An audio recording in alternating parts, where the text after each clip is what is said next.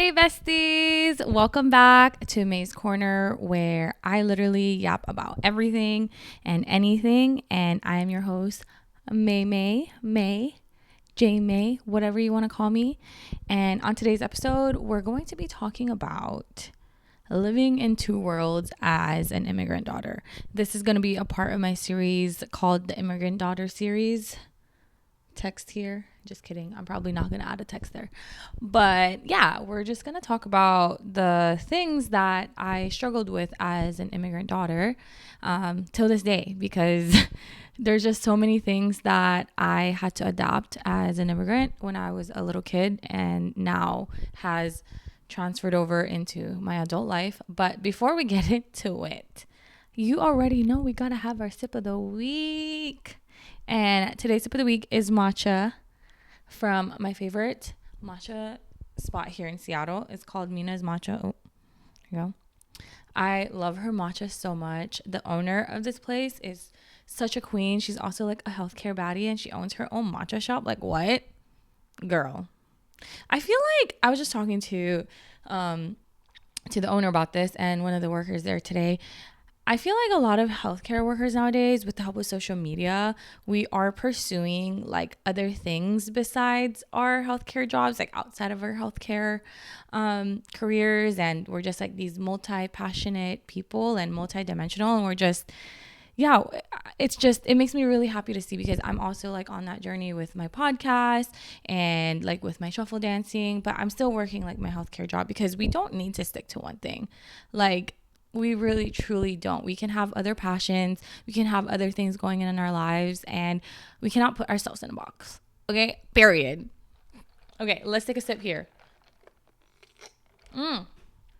So good. I got the Earl Grey matcha.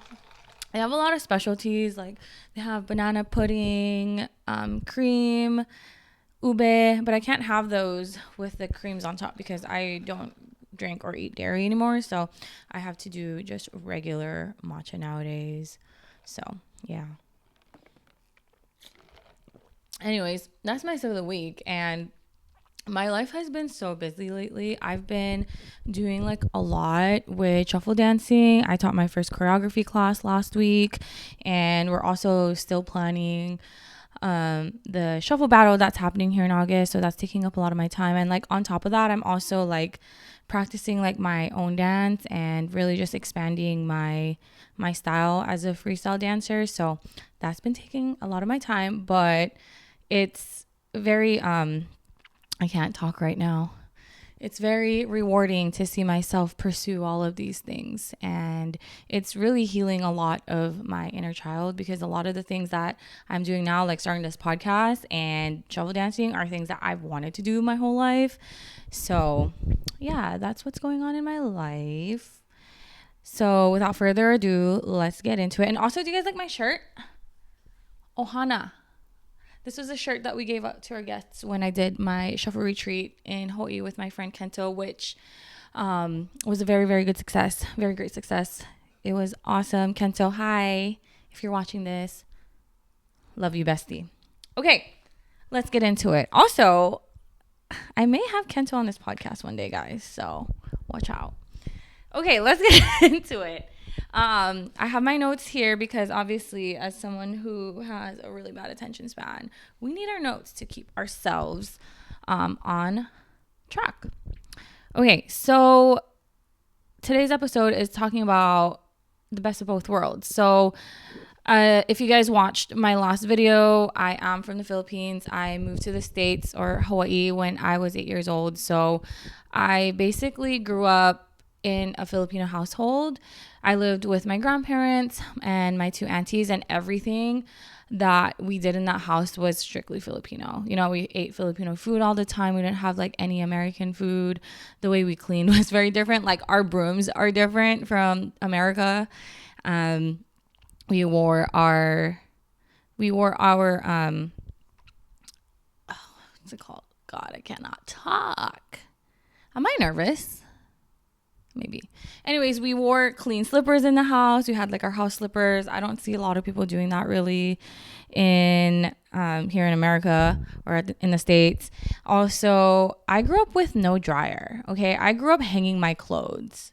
Like till this day, when I go home to Hawaii and visit my mom, guys, I need to wash my clothes and then I have to go dry it outside. So very traditional Filipino household. So I felt like I always had to be two different like people. So in my household, I was not speaking English at all.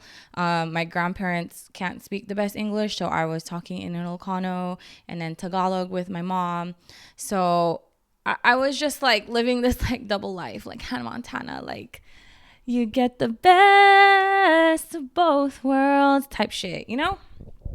So yeah, I feel like at home I was very Filipino and I had to kind of hide that when I went to school or out in the community because like it was just like two different worlds. You had to learn how to adapt to each like side of you, I guess. And there were times where I felt like I wasn't Filipino enough. And there were times where I was like, oh, I'm too Filipino. And I'm like out at school, like I'm hiding that part of myself. For a very long time, I did not like the fact that I was an immigrant or that I was a Filipino because I had to fit in. I had to be this American girl, or I don't even know what you want to say American girl because in Hawaii it's different. But anyways, I had to adapt to that culture and the one at home. So yeah, it was definitely living two different lives. Like if you're an immigrant or if you're an immigrant baddie like myself, you know what I mean. And I know a lot of you guys, I know a lot of my friends grew up in like immigrant households. So yeah, do you guys ever feel like you guys were living like two different lives? Because same. Yeah. So anyways, the first thing that I wanted to talk about is that I felt like I had to keep a lot of my things to myself because I knew that my family wouldn't really understand. Obviously that's not their fault. Not their fault. I'm not blaming you. And if you're my family, if you're watching this, I love you guys so much and I miss you guys so much. Hi mom, text me back. Yeah, you want to be texting me to do something for you and you don't even text me back, girl. Anyways, love you, miss you.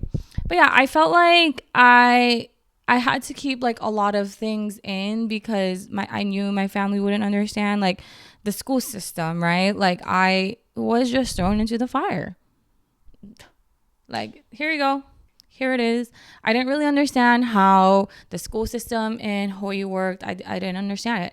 I didn't understand the different subjects, to be honest. I mean, math and science and stuff, but I didn't understand how we were getting graded because it was totally different from the Philippines. And yeah, I just felt like so lost. Like even as I'm reflecting on this right now, I'm still like, oh my gosh, like what a crazy time in my life where I was just trying to understand what was going on, but like internally I was just like having an identity crisis, to be honest. So yeah, that's like the number one, not number one thing. That's one of the things that I really struggled with. And also I felt like in my culture, we don't really know, or my family didn't really teach me how to like speak up for myself. So that was just one thing that I just couldn't do like at school. Like if I was like having like a hard time or if someone was being mean to me, I did not know how to speak up for myself because I was trained to just be respectful and to be obedient. Even though I knew that like deep down inside it would hurt or I was not feeling good, and then at the same time, I couldn't really go to my family because I knew that they wouldn't understand. And till this day, I don't really know how to explain that. But if you know, you know. If you know, you know. But yeah, till this day, I still have a hard time speaking up for myself. To be honest, I'm learning. I am truly learning how to communicate and how to speak up for myself. It is not easy. It is very hard. it's just an environment that I didn't really grow up in. I was always told to just put my feelings down and just go with the flow and let people be. But yeah, every time I stand up for myself, I honestly freak out. But like at the end of the day, like you just have to stand up for yourself, because if you don't stand up for yourself, like people are going to walk all over you. And you don't want to live a life where people walk all over you. You want to live a life where like you feel authentic and true to who you are. Like you're speaking your truth. But also on top of that, like being respectful and having dignity. Actually, I'm reading this book right now. It's called Keep It Aloha by this guy in Hilo. He talks about keeping it aloha, and that's one of the things he talks about is like living life authentically while still having like respect for others. And there's a fine line and there's a balance for that. You just got to find what works best for you. But yeah, are you guys still with me here? I feel like I'm just yapping, which is I'm really good at that. Anyways, the second thing that I wanted to talk about second thing that I wanted to talk about as an immigrant daughter, or as an immigrant myself, is that I had to grow up really fast. Like when I first moved to Hawaii, I had to grow up so fast. It was ridiculous because there's a language barrier, right? I was still learning how to speak English, and my family didn't know what the heck was going on. But I remember I was the one having to like go through all of like my school forms, and I would fill it out for my mom because she didn't really understand what was going on. There was a point where I was forging my mom's signature because I was like, she's not even gonna understand this, I'm just gonna do it. But that way, like my mom actually gave me like a lot of independence growing up, which is a good thing. But yeah, I felt like I had to grow up really, really fast. From a young age, I was the one, like making my doctor's appointments, my dentist appointments. By the time that I got my driver's license, like I was taking myself to soccer practice, all of my soccer games, because my mom was always working. So she couldn't really, help me with that. And, I feel like growing up, I always thought that was like a bad thing, but like my mom was just like doing her best. She was doing her best to support me, and I don't hold that against her. It's made me who I am today. My mom is really, really supportive, and my mom is always so proud that she raised me the way that she did, because I truly am really independent with like a lot of things. That brings me to like my next topic of being a hyper independent person in my adult life is something that I struggled with, because I do struggle with, because I don't like asking people for help. Like if I can just get something done, like I will just get it done. Like I don't like to rely on anybody, but I've learned that I need to learn how to work with people to get things done, because that's also very important. Like, yes, it's very important to get things done by yourself, but when you're doing things with other people, it's okay to rely on other people. But yeah, it's a very good. I learned so many skills from having to grow up really fast. I also remember when I was working at the admissions office at the University of Hawaii at Hilo. I was working at the admissions office, and I would pick up like answer the phones. It was like one of my duties. It was like front desk, whatever. And I would talk to like a lot of parents, and they would ask for things for their kids, or they would do things for their kids. Be like, oh my gosh, hey, like here's my kids' information. Here are my kids' transcripts. Like can you please file it for me? Or what is the status of my kids' application? And just thinking to myself, I'm like, wait, what the heck? Like there's a world out there where parents do this for their kids. But yeah, I don't know. I just grew up really different, and I'm very, very fortunate to have grown up the way that I did. Shout out to my mother. You're the best. You're a queen. I love you so much. And I am so grateful that you raised me the way that you did, even though sometimes I am just a little bit too independent. But yeah, I feel like those are some things that I struggled with as an immigrant until this day. But we're learning. We're going to keep learning. We're going to keep growing. And yeah, I'm very excited to keep talking about this. I'm also going to have a special guest here in a couple weeks to talk about some immigrant. We're just going to talk about her immigrant story and immigrant struggles, which is something that we think is not talked enough. Talked enough? That is one more thing, guys, that I struggle with is sometimes my grammar is just so bad because English is not my first language and I grew up on an island. So sometimes my grammar is just like literally grammatically wrong and I can't help it because English is my third language. Coming from Hawaii where we speak broken English and you talk to people here, people correct me all the time. I'm like, oh my God, I'm so sorry. Like truly, I can't help it. This is just who I am.